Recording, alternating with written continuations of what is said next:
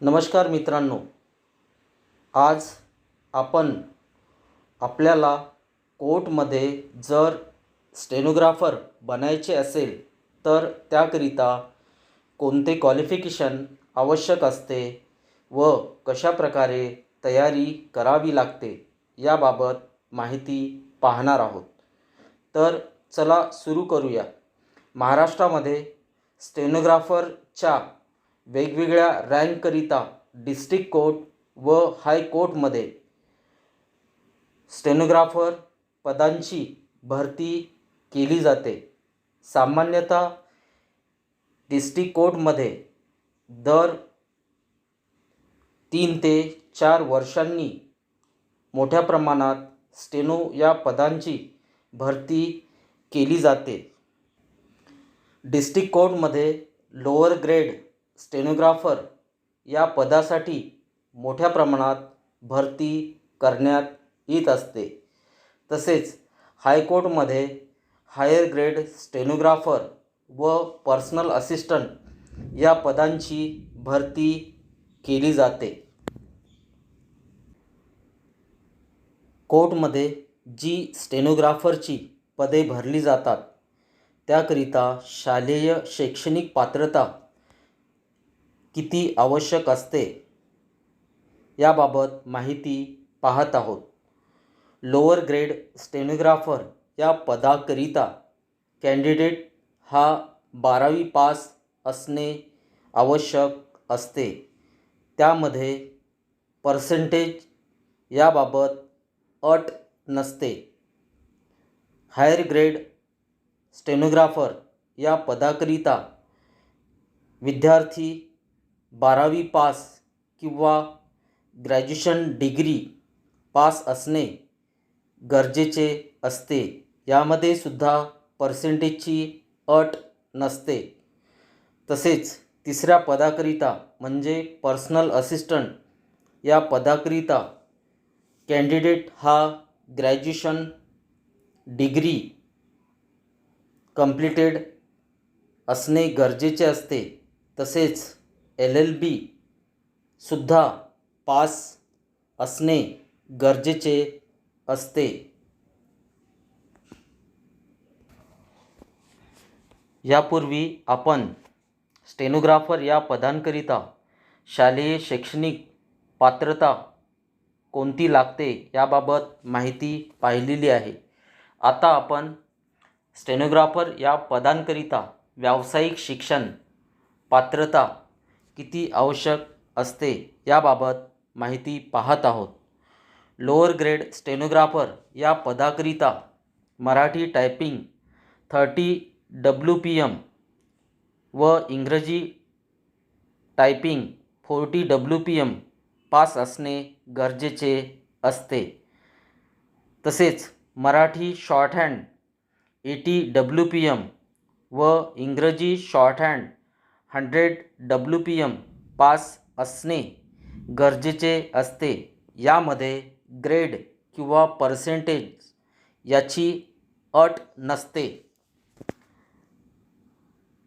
Higher grade stenographer या पदाकरिता Marathi typing 40 इंग्रजी typing 40 WPM pass असणे गरजेचे असते. तसेच मराठी शॉर्टहँड 100 WPM व इंग्रजी शॉर्टहँड 120 WPM पास असणे गरजेचे असते. त्यानंतरच्या म्हणजे पर्सनल असिस्टंट या पदाकरिता मराठी टायपिंग 40 WPM इंग्रजी टायपिंग 50 WPM पास असणे गरजेचे असते. तसेच मराठी शॉर्टहँड 120 WPM व इंग्रजी शॉर्टहँड 120 WPM पास असणे गरजेचे असते. तसेच सरकारी कार्यालयामध्ये किंवा कोर्टमध्ये 3 ते 4 वर्ष स्टेनो म्हणून काम केल्याचा अनुभवसुद्धा या पदाकरिता आवश्यक असतो. आता आपण कोर्टमध्ये स्टेनोग्राफर या पदांकरिता सिलेक्शन प्रोसेस कशा प्रकारे राबविली जाते याबाबत माहिती पाहत आहोत. सामान्यतः कोर्टमध्ये स्टेनोग्राफर या पदांकरिता जनरल नॉलेज किंवा सामान्य अध्ययन ही परीक्षा घेतली जात नाही. स्टेनोग्राफर पदांकरिता कोर्टमध्ये 3 टप्प्यामध्ये ही प्रोसेस राबविली जाते. त्यामध्ये पहिला टप्पा म्हणजे टायपिंग टेस्ट. यामध्ये मराठी टायपिंग तसेच इंग्रजी टायपिंग या दोन्ही टायपिंगची टेस्ट कॉम्प्युटरवर घेतल्या जाते. या टेस्टमध्ये जे विद्यार्थी पास होतात त्यांना पुढील टप्प्याकरिता म्हणजे शॉर्ट हँड टेस्ट घेण्याकरिता बोलविण्यात येते. आता आपण सिलेक्शन प्रोसेसमधील दुसरा टप्पा म्हणजे skill test, shorthand test याबाबत माहिती पाहणार आहोत. लोअर ग्रेड स्टेनोग्राफर या पदासाठी टेस्ट कशा प्रकारे घेतल्या जाते ते प्रथम पाहूया. यामध्ये मराठी शॉर्ट हँडचे 80 शब्द प्रति मिनिट याप्रमाणे 4 मिनिटाचे डिक्टेशन दिले जाते व सदर डिक्टेशन संबंधित कॅन्डिडेटला कॉम्प्युटरवर ट्रान्सलेशन करावे लागते. त्यासाठी अंदाजे 30 मिनिटे एवढा वेळ दिला जातो. तसेच इंग्रजी शॉर्ट हँडचे 100 शब्द प्रति मिनिट याप्रमाणे डिक्टेशन दिले जाते व सदर डिक्टेशन कॉम्प्युटरवर ट्रान्सलेशन करावे लागते. त्यासाठी संबंधित कॅन्डिडेटला 45 मिनिटे एवढा वेळ ट्रान्सलेशनकरिता दिला जातो. आता आपण हायर ग्रेड स्टेनोग्राफर या पदासाठी कशा प्रकारे टेस्ट घेतली जाते याबाबत माहिती पाहूया. यामध्ये सुद्धा मराठी शॉर्ट हँडचे 100 शब्द प्रति मिनिट याप्रमाणे 4 मिनिटाचे डिक्टेशन देऊन संबंधित कॅन्डिडेटला ते कॉम्प्युटरवर ट्रान्सलेशन करावे लागते. त्यासाठी त्याला 45 मिनिटे दिलेले असते. तसेच इंग्रजी शॉर्ट हँडचे सुद्धा 100 शब्द प्रति मिनिट याप्रमाणे 4 मिनिटे डिक्टेशन देऊन कॅन्डिडेटला सदर डिक्टेशन कॉम्प्युटरवर ट्रान्सलेशन करण्यासाठी सांगितले जाते. यासाठी सुद्धा कॅन्डिडेटला अंदाजे 1 तास वेळ दिला जातो. आता आपण पर्सनल असिस्टंट या पदाकरिता कशा प्रकारे टेस्ट घेतली जाते याबाबत माहिती पाहत आहोत. पर्सनल असिस्टंट या पदाकरिता प्रथम टायपिंग टेस्ट घेतली जाते. तसेच त्यानंतर इंग्रजी शॉर्ट हँड या स्किल टेस्टमध्ये विद्यार्थ्याला 120च्या स्पीडने 10 मिनिटे डिक्टेशन दिले जाते व सदर डिक्टेशन विद्यार्थ्याला कॉम्प्युटरवर ट्रान्सलेशन करावे लागते. त्यासाठी सुद्धा विहित कालावधी अंदाजे 1.5 तास दिला जातो. आता आपण स्टेनोग्राफर पदाकरिता सिलेक्शन प्रोसेसमधील तिसरा टप्पा म्हणजे इंटरव्ह्यू याबाबत माहिती पाहणार आहोत. जे विद्यार्थी पहिला टप्पा म्हणजे टायपिंग टेस्ट व दुसरा टप्पा म्हणजे शॉर्ट हँड टेस्ट यामध्ये क्वालिफाय होतात किंवा पास होतात त्याच विद्यार्थ्यांना इंटरव्ह्यूकरिता बोलाविले जाते.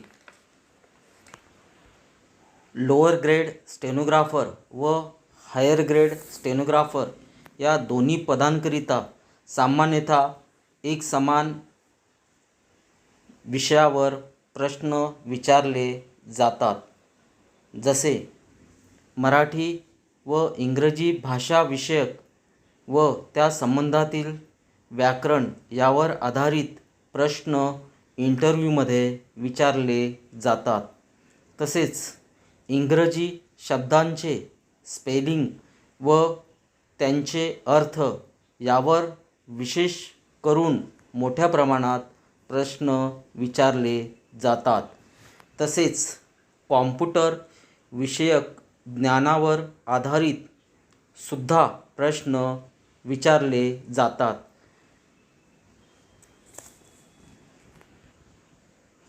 पर्सनल असिस्टंट या पदाकरिता इंग्रजी भाषेवर आधारित प्रश्न विचारले जातात व इतर अनुभव व स्टेनोग्राफर पदाच्या कामाचा अनुभव यावर आधारित वेगवेगळे प्रश्न विचारले जातात. लोअर ग्रेड स्टेनोग्राफर व हायर ग्रेड स्टेनोग्राफर या पदांकरिता तिन्ही टप्प्यामधून ज्या विद्यार्थ्यांना जास्तीत जास्त मार्क मिळालेले असतात त्यांची निवड केल्या जाते. यापूर्वी आपण स्टेनोग्राफर या पदाकरिता कोणते क्वालिफिकेशन आवश्यक असते व सिलेक्शन प्रोसेस कशा प्रकारे राबविली जाते याबाबत माहिती पाहिलेली आहे. कोर्टमध्ये स्टेनोग्राफर म्हणून जॉब मिळवायचा असेल तर आपल्याला सिलेक्शन प्रोसेस डोळ्यासमोर ठेवून तयारी करणे गरजेचे असते. ती तयारी कशी करावी याबाबत आपण मुद्देनिहाय माहिती पाहूया. त्यामधील पहिला मुद्दा म्हणजे टायपिंग टेस्ट. टायपिंग टेस्टची तयारी करीत असताना कशा प्रकारे तयारी करावी याबाबत माहिती पाहूया. टायपिंग टेस्ट ही कॉम्प्युटरवर घेतल्या जात असल्यामुळे कॉम्प्युटर विषयक ज्ञान जसे फॉन्ट, इतर शॉर्ट कीज याबद्दल व्यवस्थित माहिती घेणे महत्त्वाचे ठरते. त्यानंतर नियमित कॉम्प्युटर यावर टायपिंग सराव करावा व टायपिंगमधील चुका कशा टाळता येईल याबाबत सातत्याने प्रयत्न करणे गरजेचे असते. आता आपण शॉर्टहँड टेस्ट याबाबत माहिती पाहणार आहोत. सर्वप्रथम आपल्याला हे लक्षात घ्यावे लागेल की आपल्याला मराठी व इंग्रजी डिक्टेशन व्यवस्थित घेता आले पाहिजे. त्यामधील शब्द सुटले नाही पाहिजे याकडे विशेष लक्ष द्यावे लागते. त्यासाठी आपल्याकडे ज्या शॉर्टहँड नोट्स उपलब्ध आहेत त्यामधील एक्झरसाइजच्या आउटलाईनचे नियमित निरीक्षण करीत वाचन करणे गरजेचे असते व त्यानंतर त्या एक्झरसाइज लिहिण्याची सराव करणे गरजेचे असते. सदर नोट्समधील एक्झरसाइजच्या आउटलाईनचे वाचन केल्यामुळे जेव्हा आपण डिक्टेशन घेत असतो तेव्हा डिक्टेशन घेताना आपल्याला त्या एक्झरसाइजमधील शब्दांच्या आउटलाईन पटापट आठवायला लागतात. त्यामुळे संबंधित शब्दांच्या आउटलाईन पटापट आठवल्यामुळे ते आपल्याला फास्टमध्ये लिहिणे सोयीचे होते व त्यामुळे शब्दसुद्धा सुटत नाहीत. दुसरा महत्त्वाचा भाग म्हणजे डिक्टेशन. आपल्याला कॉम्प्युटरवर ट्रान्सलेशन करावे लागत असल्यामुळे शब्दांचे स्पेलिंग मुखपाठ असणे ही सुद्धा महत्त्वाची गोष्ट असते.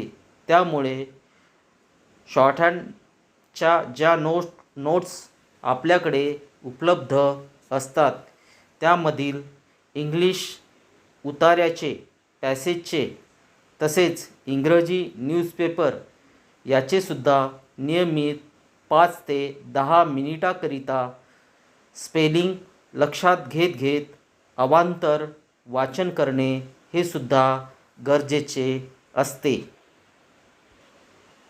तसेच अशा प्रकारे जेव्हा अवांतर वाचन करीत असताना जे काही आपण शब्द वाचत असतो त्या शब्दांच्या आउटलाईनला सुद्धा नजरेसमोर आणण्याचा सराव करणे हे सुद्धा महत्त्वाचे असते.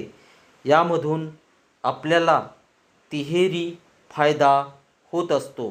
जसे कॉम्प्युटरवरील ट्रान्सलेशन करताना आपला स्पीड वाढतो, चुका कमी होतात, शॉर्टहँड आउटलाईन यावर वारंवार सराव होतो व तसेच इंटरव्ह्यूमध्ये विचारण्यात येणाऱ्या शब्दांचे स्पेलिंग याबाबतसुद्धा आपली चांगली तयारी होत असते. तसेच डिक्टेशनला कॉम्प्युटरवर नियमित ट्रान्सलेशन करून पाहण्याचा सरावसुद्धा नियमित करावा लागतो.